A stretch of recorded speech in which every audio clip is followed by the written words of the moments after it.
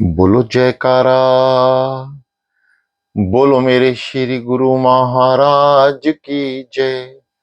बोलो श्री सतगुरुदेव भगवान की जय। बोलो श्री परमहंस दयाल जी महाराज की जय। श्री सतगुरुदेव भगवान जी के प्रेमियों, गुरु जी की प्यारी संगत जी, आइए चलते हैं अंधकार से प्रकाश की ओर, निराकार से साकार की ओर। दोनों हाथ ज्ञान मुद्रा में, आंखें कोमलता से बंद। ध्यान श्री सद्गुरुदेव भगवान जी के मुखार बिंद का या उनके श्री चरणों का।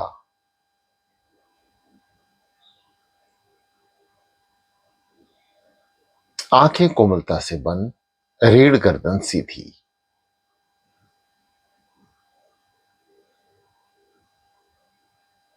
शांत चित्त होकर बैठ जाएं। आसन आरामदेह हो, थोड़ा गुदगुदा हो ताकि आपको बैठने में कोई कठिनाई ना हो। कुछ लंबे समय तक आप बैठ सकें। अपनी व्यवस्था को ऐसा बनाएं कि आपको ध्यान की जब अवस्था उत्पन्न हो तो शरीर को किसी तरह का कष्ट ना हो और ना ही कोई ऐसा आवरण शरीर में पैदा हो कि आपको शरीर हिलाना पड़े। ध्यान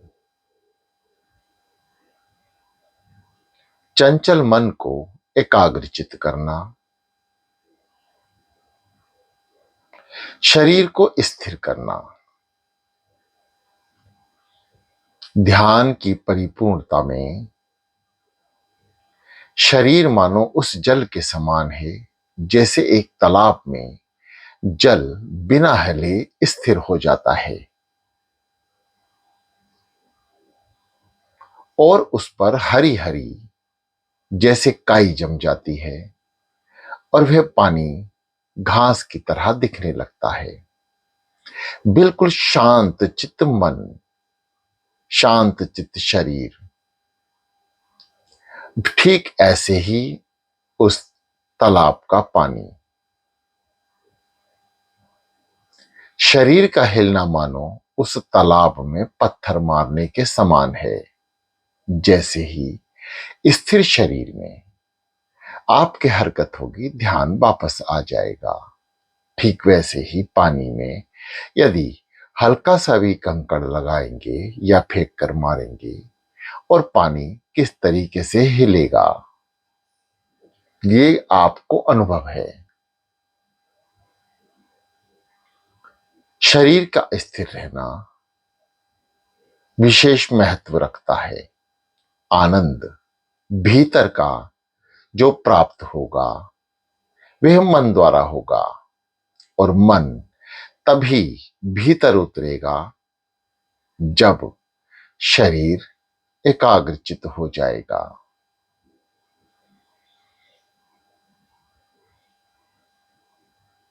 ध्यान में बैठने से पूर्व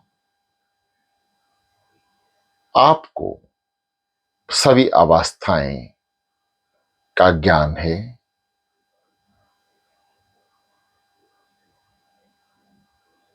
गर्दन को सीधा कर लें।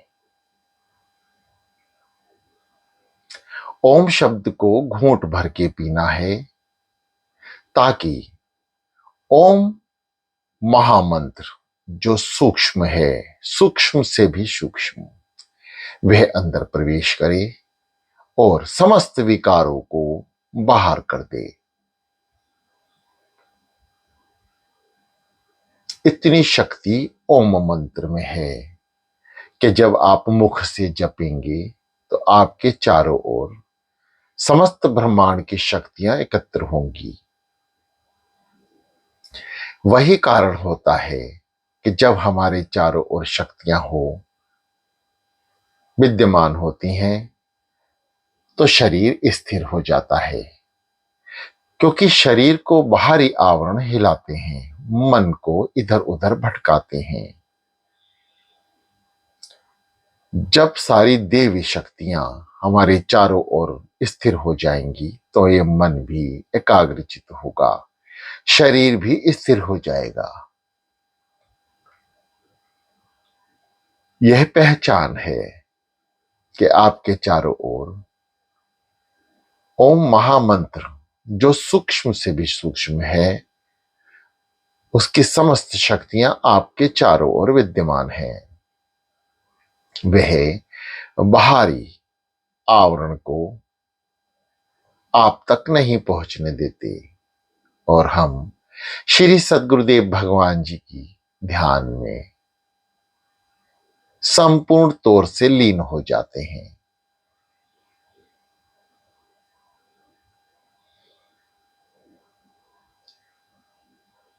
मुख से बोलकर ओम ऐसे पिए जैसे जल पीते हैं। ओम ओम ओम ओम ओम ओम ओम ओम। कम से कम ओम शब्द, ओम महामंत्र को 7 बार अवश्य घोंट लें। ज्यादा भी कर सकते हैं। आइए अब मुख से बोलकर श्वासों से जरिए ओम शब्द का, ओम महामंत्र का उच्चारण करेंगे। गहरी लंबी सांस भरें और नाभि चक्र को दबाएं। गुदा द्वार को संकुचित करें। वायु प्राण को कुछ देर रुककर, यानी कुछ पल रुककर नाभि चक्र पर, पुनः श्वास को हृदय चक्र से होते हुए, विशुद्धि चक्र से होते हुए आज्ञा चक्र पर ले जाएं। उस दौरान बंद आंखों से जब हम नाभि चक्र पर श्वास को भरें तो आंखें नाक की अग्र भाग को देखें और जब श्वास ऊपर भरें यानी आज्ञा चक्र तक ले जाएं तो आंखों की पुतली आज्ञा चक्र को देखने का प्रयास करें, यानी उल्ट दें, ऊपर की ओर देखें बंद आंखों से। कुछ पल आज्ञा चक्र पर श्वास को रोक के रखें और फिर जाने दें। इस प्रतिक्रिया को आपने ओम महामंत्र का जाप करते हुए दोहराना है।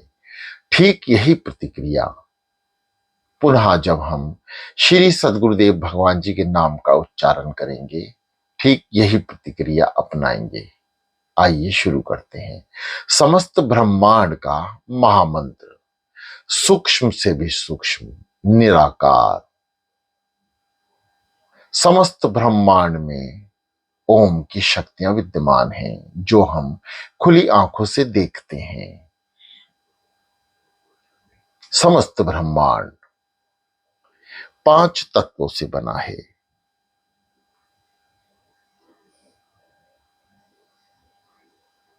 पृथ्वी, अग्नि, जल, वायु, आकाश। पांचों तत्वों का एक बीज है, वह है 7 चक्र।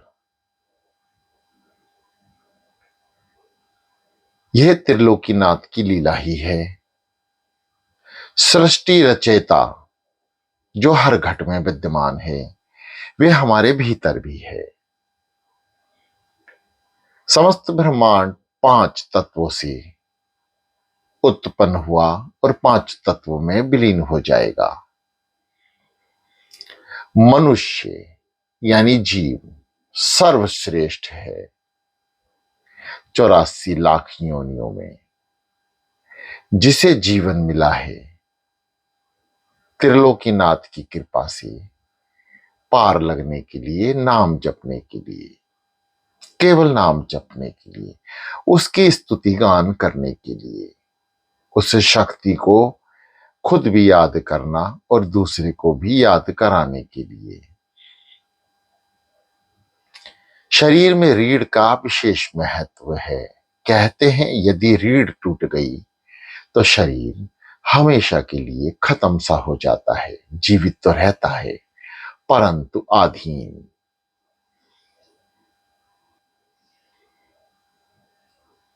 मनुष्य की इस रीढ़ में ही सातों चक्र विद्यमान हैं। मूलाधार चक्र जो रीढ़ के अंतिम स्थान के ऊपर स्थित है।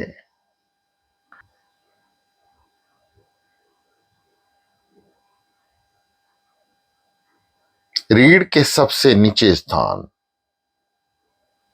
को हम भूमि तत्व भी कहते हैं। यह मूलाधार चक्र भूमि तत्व से संबंधित है।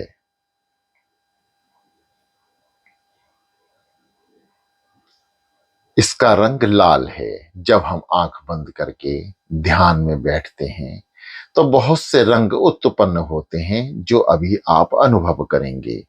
उसमें से जो लाल रंग आपको दिखेगा वह मूलाधार चक्र को जागृत करने के लिए होता है। चार पंखुड़ी का ये कमल अत्यंत शक्तिशाली पंखुड़ियां, यानी जब हम मूलाधार चक्र को जागृत करते हैं ये चारों पंख हमारे शरीर में ऊर्जा पैदा करते हैं। पृथ्वी की जो पावर है, यह तत्व पृथ्वी तत्व से संबंधित है मूलाधार चक्र। और जब पृथ्वी तत्व की पावर अंदर महसूस होती है तो शक्तियां उत्पन्न होती हैं।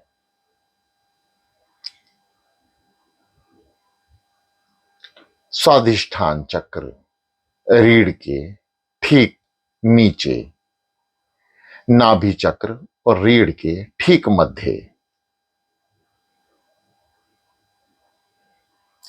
यह चक्र अग्नि तत्व से संबंधित है।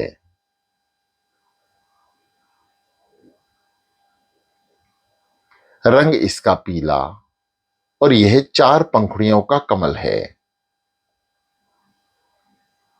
रंग के विषय में आपको जैसे पहले बताया गया है ठीक वैसा ही इसका महत्व है।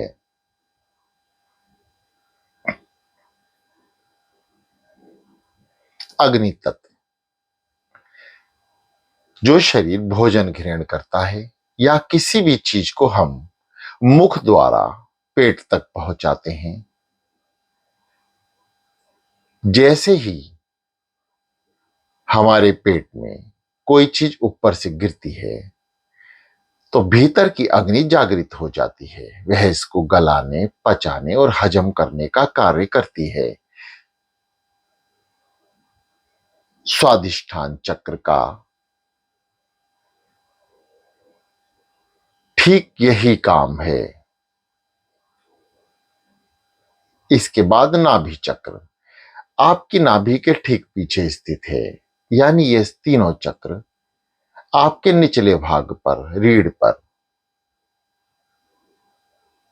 सबसे नीचे स्थान पर मूलाधार चक्र, स्वादिष्ठान चक्र,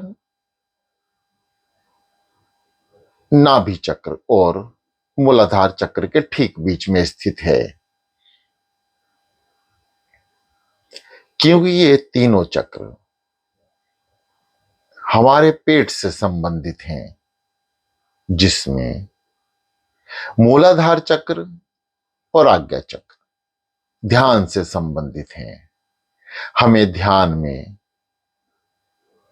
पहुंचाने के लिए ये चक्र काफी हैं।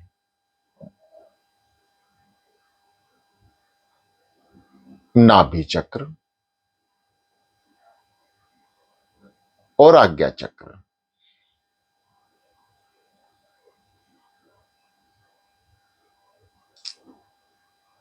अगला हृदय चक्र।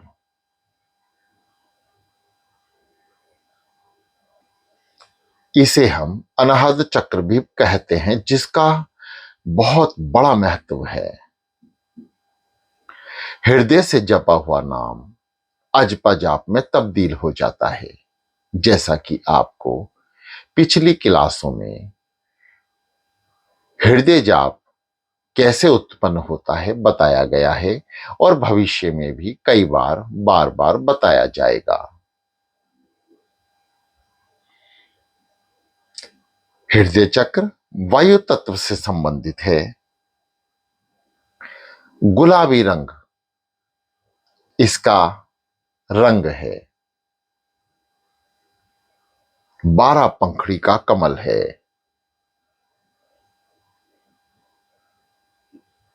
वायु तत्व से संबंधित रखता है, क्योंकि वायु हृदय से बाहर और अंदर जाती है तो शरीर जीवित है, तो इसका धरा वायु हुआ। विशुद्धि चक्र यानी ठीक गले के पीछे की हड्डी में स्थित है। आकाश तत्व से संबंधित रखता है। इसका बेस चक्र है आकाश। विशुद्धि चक्र का रंग नीला। 5 तत्व पर समस्त ब्रह्मांड आधारित है, और हमारी रीढ़ में 5 चक्र केवल रीढ़ में स्थित हैं। मूलाधार चक्र, स्वाधिष्ठान चक्र, नाभि चक्र, अनहद चक्र और विशुद्धि चक्र। विशुद्धि चक्र ठीक गर्दन के पीछे जहां रीढ़ शुरू होती है उस स्थान पर मौजूद है। उसके नीचे अनहद चक्र यानी हृदय के ठीक पीछे वाली रीढ़ की हड्डी। बाकी तीनों चक्र पेट में हैं।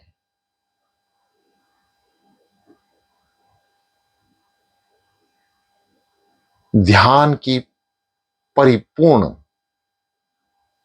परिपूर्णता तक पहुंचने के लिए 7 चक्र जागृत करने होते हैं, जिसमें से 3 चक्र नीचे और 3 चक्र यानी आज्ञा चक्र तक जीव यानी मनुष्य श्री गुरु कृपा से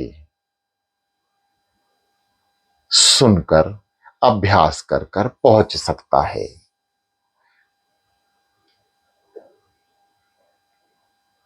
उसके आगे यानी आज्ञा चक्र से आगे सहस्त्र दल चक्र,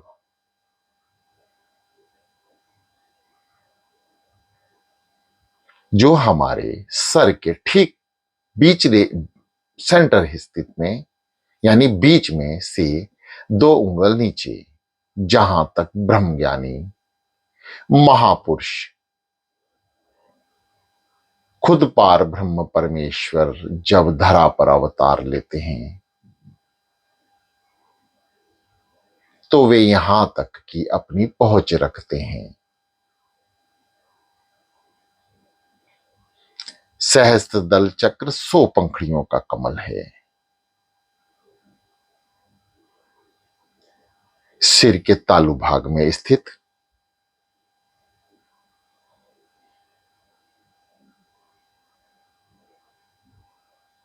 यह आपको 5 तत्व और 7 चक्र का ज्ञान श्री सतगुरुदेव भगवान श्री नंगली निवासी भगवान जी के द्वारा ही कराया जा रहा है, क्योंकि इस दास को भी श्री सतगुरुदेव भगवान जी ने अपने श्री स्वरूप दर्शन श्री जीवन चरित्र से ही ज्ञान प्राप्त कराया है। और जब हम अनुभव करते हैं तो हमें पता चलता है कि हमारे सदगुरुदेव भगवान श्री नंगली निवासी भगवान जी ने 12 साल साधना की। जो क्रियाएं आपको साधना में बताई गई हैं, ठीक वैसे ही आप नाम जपते रहें।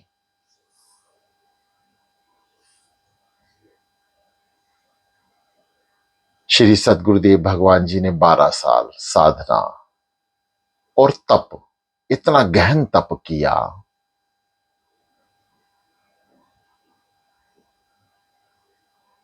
कि किसी चीज की सुध ना रही। क्या हम श्री सद्गुरुदेव भगवान जी का नाम प्राप्त करने के बाद एक कदम भी उनके मार्ग पर चलते हैं? जवाब है नहीं। हम सब कार्य करते हैं, भजन करते हैं, कीर्तन करते हैं, नाचते हैं, परंतु साधना नहीं करते। उस परम पिता परमेश्वर का जो नाम मिला है, उस नाम का अनुभव नहीं करते। आइए ओम शब्द का उच्चारण करें। सभी क्रियाएं आपको बताई गई हैं। शुरू करते हैं। ओम।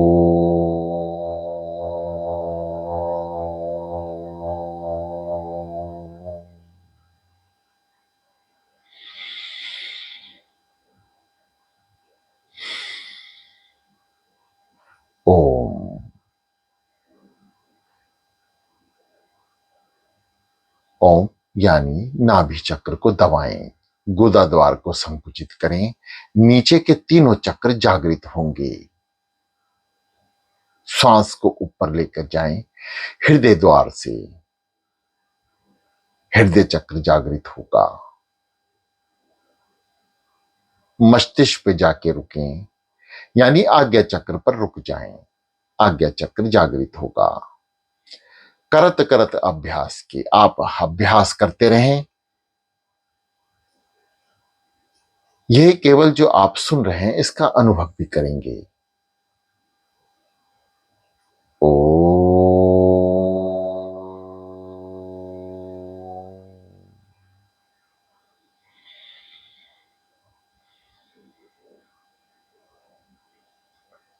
ओ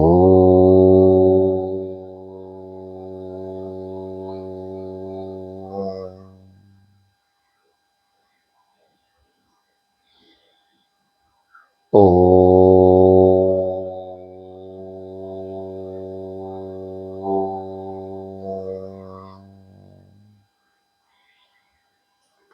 ओ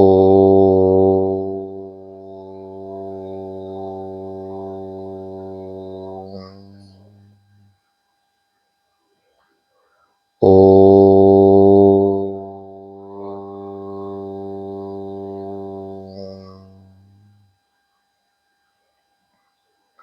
शांत। गर्दन को सीधा करें, शांत चित्त होकर स्थिरता की ओर बढ़ें। शरीर को हिलाएं नहीं और श्वासों से नाम जाप करें। समस्त ब्रह्मांड की शक्तियां हमारे चारों ओर स्थित हैं। अब श्री सद्गुरुदेव भगवान जी का नाम सोहंग का जब हम उच्चारण श्वासों द्वारा करेंगे तो हमें अनुभव होगा कि हमारा शरीर भी स्थिर है और मन भी एकाग्रचित है और नाम में मन लीन हो गया और हम साधना स्थित होंगे। आइए साप्रेम सद्गुरुदेव भगवान जी का आंखों से दर्शन करें, बंद आंखों से। दोनों हाथ ज्ञान मुद्रा में रहें, गर्दन को सीधा रखें। बार बार आपकी गर्दन नीचे की ओर आती है, रीढ़ को भी सीधा करें। यह प्राथमिक अवस्था है। उसके बाद शरीर की कोई सुध ना होगी जब आप संपूर्ण ध्यान अवस्था में होंगे। जब तक संपूर्ण ध्यान अवस्था में ना हो तब तक हम इसे प्राथमिक ध्यान बोलेंगे। यानी जैसे छोटा बच्चा छोटी क्लास में पढ़ता है, ठीक इसी प्रकार आपको आनंद लेना है नाम का। आइए शुरू करते हैं। सो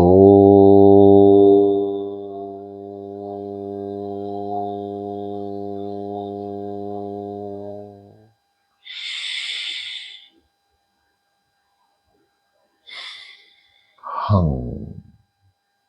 सो समस्त शक्तियां शरीर के भीतर, हंग समस्त शक्तियां बाहर। यानी शरीर में जितने भी विकार हैं, जो शक्तियां अंदर प्रवेश करेंगी वे समस्त विकारों को, जो राक्षसी शक्तियां हैं जो हमारा अनहित करती हैं, वे समस्त धीरे धीरे बाहर। नाभि चक्र को दबाना है, गुदा द्वार को संकुचित करना है। कुछ पल रुकें और मन ही मन अंदर से 5 बार, 6 बार, 10 बार, 12 बार तक नाम जाप करें। बंद आंखों से नासिका के अग्रभाग को देखें। जब तक श्वास नाभि चक्र पर रुकी है और मन 5 से 12 बार लगातार बहुत जल्दी नाम उच्चारण कर रहा है। कैसे? जब हम अंदर की सब तरफ श्वास भरें, सो रोक लें और अंदर ही अंदर बोलें सोहंग सोहंग सोहंग सोहंग सोहंग सोहंग सोहंग सोहंग। थक जाएं, दम घुटने लगे तो रुकें। श्वास को ऊपर की ओर हृदय द्वार के रास्ते से आज्ञा चक्र की ओर ले जाएं, रोक लें, अभी बाहर ना निकालें। कम से कम 5 सेकंड से 10 सेकंड तक रोकें और उसके बाद हंग जाने दें। यह ध्यान की महत्वपूर्ण क्रिया है।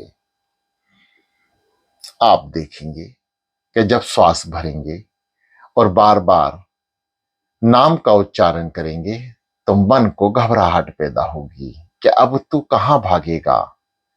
जब उसे अपनी घबराहट पैदा होगी तब वह नाम जपेगा और एकाग्रचित्त होगा। यह अनुभव का विषय है।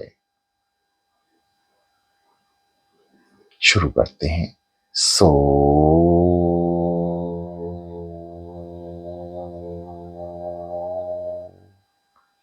हंग। जो साधक गहरी लंबी सांस नहीं ले पा रहे हैं, वह जैसे सांस आ रही है वैसे लें, परंतु जपें। जब मन सो हंग बोलेगा तो कान जरूर सुने, इस बात का विशेष ध्यान रखें। सो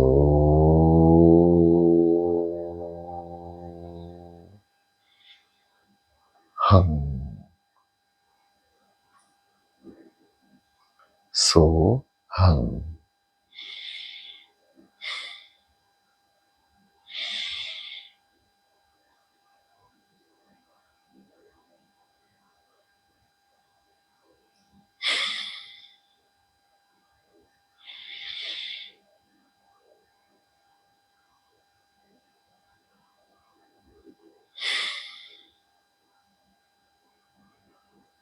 मन अत्यंत चंचल स्वभाव का। साधना मतलब साधना, साधना मन को साधना है। नाम हुआ साधना। जिसका मन सध गया, जिसका मन सध गया, वे साधना स्थित हो गया, उसे कहते हैं साधना। मन को एकाग्रचित करना है। लगातार शांत चित्त मन होकर रीढ़ को सीधा रखें, गर्दन को सीधा रखें, नाम जाप करते रहें। एक ही साधे सब सधे, सब साधे सब जाए। मन को साधना,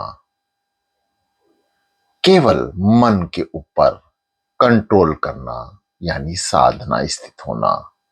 साधना नाम ही मन की पहचान है कि इसे स्थिर करने के लिए साधना शब्द का इस्तेमाल किया गया है, यानी साध लो, मन को साध लो। ये नाम जपे बस, और कुछ ना करे, क्योंकि मन ने ही सब भोगना है। सूक्ष्म शरीर आत्मा में विराजमान है।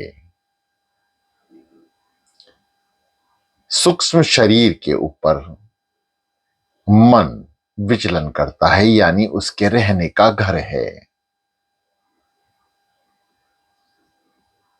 जिसे हम कहते हैं आत्मा, सूक्ष्म आत्मा, जो जीव के भीतर जीवन दे रही है। जब यह शरीर पांचों तत्वों में विलीन होगा तो केवल मन ही बचेगा।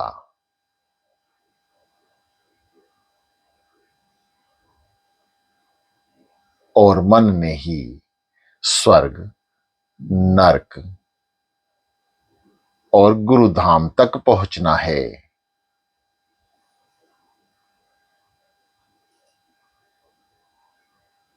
इसलिए प्रिय साधकों, मन का महत्व है। मन को स्थिर रखें, एकाग्रचित रखें, प्रयास करें किसी भी तरह का बाहरी आवरण आप पर ना आए। विचार आते हैं, चले जाएंगे और समाप्त भी हो जाएंगे। बस समाप्त होने की विधि है कि मन को इसके पीछे ना लगाएं, गुरु नाम के पीछे लगाएं। क्योंकि मन जिसके पीछे जाएगा उसका ही गुणगान मस्तिष्क तक करेगा, आज्ञा चक्र तक करेगा। ये मन नाम जपेगा तो उस नाम को आज्ञा चक्र तक पहुंचा देगा। नाम जपे, मन कान सुने। आंख नाक मुख मूंद के नाम निरंजन ले। भीतर के पट जब खुले, जब बाहर के पट दे। बाहरी आवरणों को शांत करने, भीतर का आनंद शुरू हो जाएगा। शांत नाम जाप करते रहें, शांत हो जाए, शांत।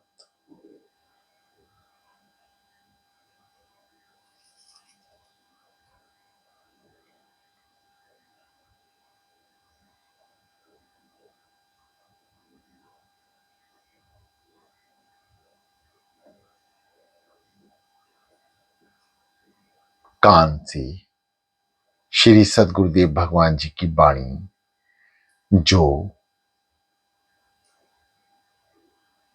उन्हीं के महान ग्रंथों से उत्पन्न हो रही है। इस दास का अपना कुछ भी नहीं, सब कुछ सद्गुरुदेव भगवान का है। ज्ञान, साधना, मन, शरीर, समस्त ब्रह्मांड में जितना प्राप्त हुआ है वह उनकी कृपा मात्र से ही है। जब हम शांत चित्त होकर बैठते हैं यानी साधना में, तो सबसे कम श्वास हमारी जीवन व्यतीत करने में उत्पन्न होती हैं। इसलिए जो साधक ज्यादा साधना करेंगे उनकी उम्र उतनी ही स्वस्थ और लंबी होगी। जब हम बैठेंगे तो मात्र 12 श्वास खर्च होती हैं 1 मिनट में। यह दास नहीं, श्री दादा गुरु महाराज जी के महान ग्रंथ श्री अद्वैतानंद सच्चिदानंद प्रकाश में श्री दादा गुरु महाराज जी ने अपने मुखार बिंद से उच्चारण किया। शरीर की हर एक क्रिया को, अवस्था को उन्होंने बड़े सुंदर रूप से समझाया।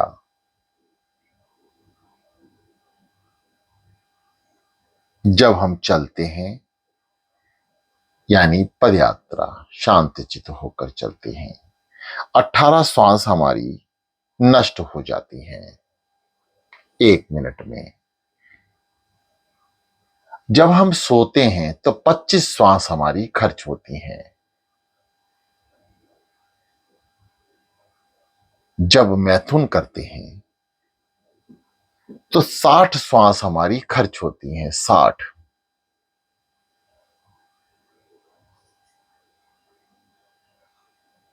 यानी हमारा जीवन यदि बुराइयों की ओर ज्यादा आकर्षित होगा तो हमारा जीवन समाप्त भी जल्दी होगा।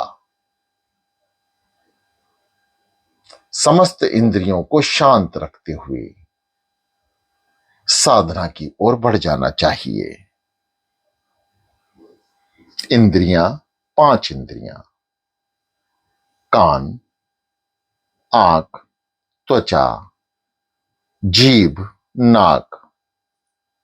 जीभ को चाहिए इन 5 इंद्रियों से वही काम ले जो अध्यात्म से जोड़ दे। आंख जैसा देखेगी वैसा ही मन को संकेत देगी। मन त्वचा, जीभ और नाक और कान तक अपनी बात पहुंचा देगा। यदि वह सत्य कर्म है तो लाभ होगा, यदि वह बुरे हैं तो आपके बुरे कर्म बहुत तेजी से बढ़ने लगेंगे। कान जो सुनते हैं यही क्रिया कान अपनाते हैं, मन तक बात पहुंचाते हैं और मन जैसे बारिश का पानी बहने लगता है, ठीक इसी प्रकार अपनी प्रतिक्रिया 5 इंद्रियों तक पहुंचा देता है। यही हाल जीभ का है। जब जीभ कुछ बोलती है तो सीधा मन पर अटैक करती है और फिर वह मन समस्त 5 इंद्रियों को जागृत करके अच्छाई हो तो अच्छाई, बुराई हो तो बुराई पहुंचाता है। ठीक नाक भी इसी प्रकार कार्य करती है। जो सूंघती है ठीक मन पे जाके विचलन करती है और मन परेशान होता है, तीव्र गति से इधर उधर विचलन करने लगता है। यह 5 इंद्रियां साधनी हैं, यह अपने आप सधेंगी जब आप साधना में बैठेंगे।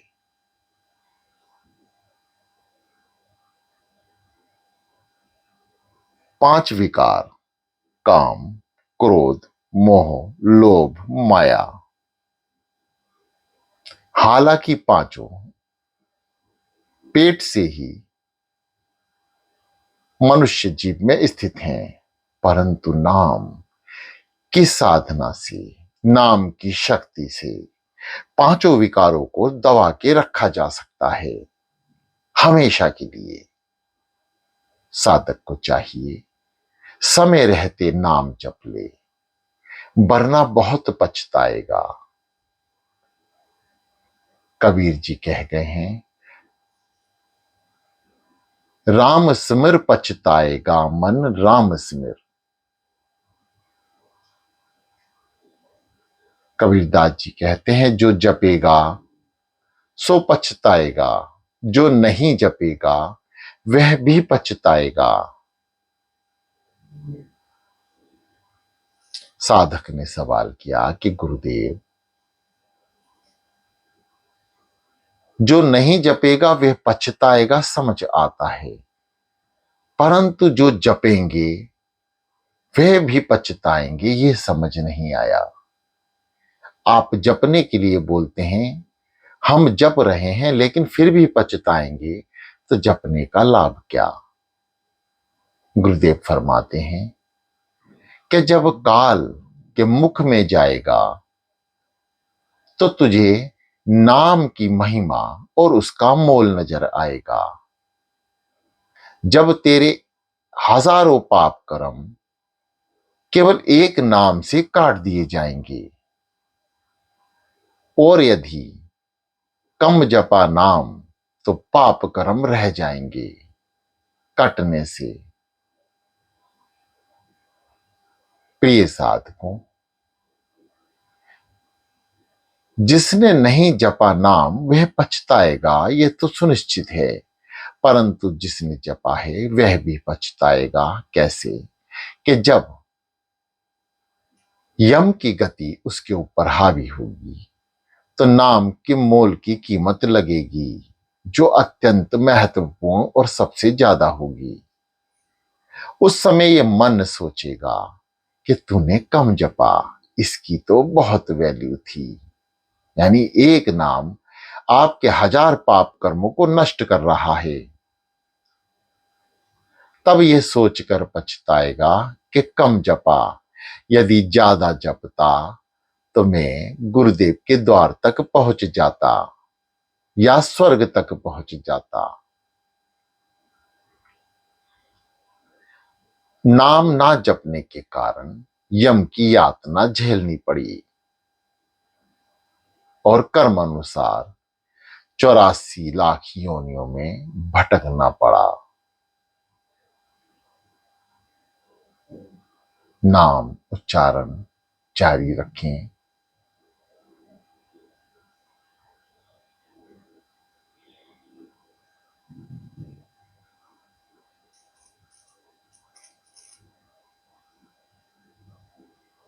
समस्त इंद्रियों को शांत रखें। जैसा श्री सद्गुरुदेव भगवान जी ने बताया है, अनुसरण करें, अनुभव करें लगातार जीवन भर।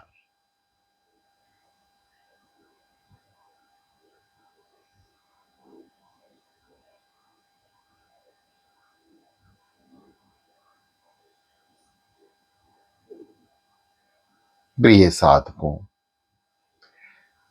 साधना विषय है अनुभव का। आप लगातार साधना स्थित रहें। रोज अमृत बेला में उठें और साधना करें, क्योंकि अमृत बेला में जपा एक नाम हमारे हजारों पाप कर्मों को नष्ट कर देता है। केवल एक बार जपना, तो एक घड़ी जरूर बैठें।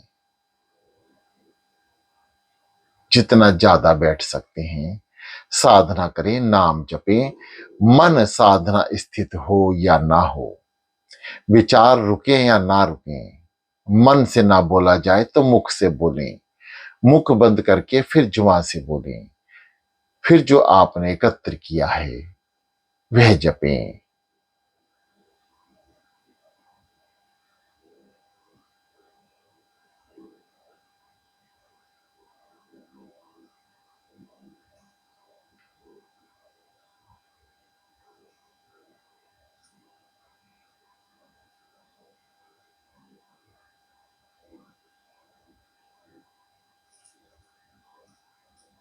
शांत नाम लगातार जपते रहें।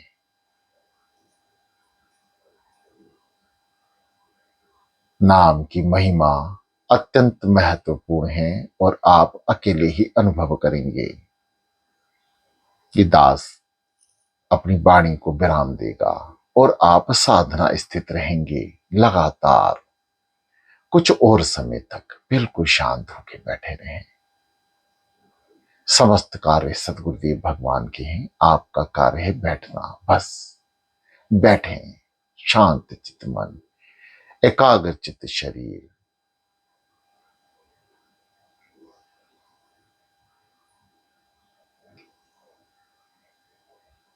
शांत और शांत और शांत।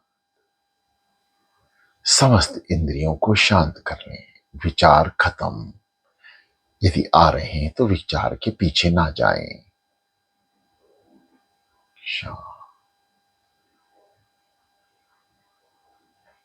शांत चित्त मन से हृदय की आवाज सुने। जो साधक हृदय की आवाज स्पष्ट सुन पा रहे हैं वह हृदय पे नाम जाप ले लें, यानी हृदय से जपें। जैसे हृदय धड़क रहा है, धक धक सो हंग, धक धक सो हंग, धक धक सो हंग। ठीक हृदय को नाम जाप में लगा लें।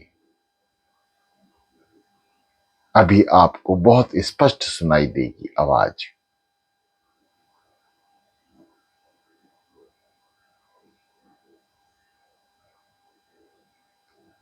ये हृदय जाप ही अजपा जाप बनेगा और ध्यान की अनंत गहराइयों तक आपको उतार देगा, यानी भीतर का आनंद शुरू कर देगा। अभी प्राथमिक आनंद आप लें। भीतर का पट श्री सद्गुरुदेव भगवान जी की कृपा से खुल जाएगा।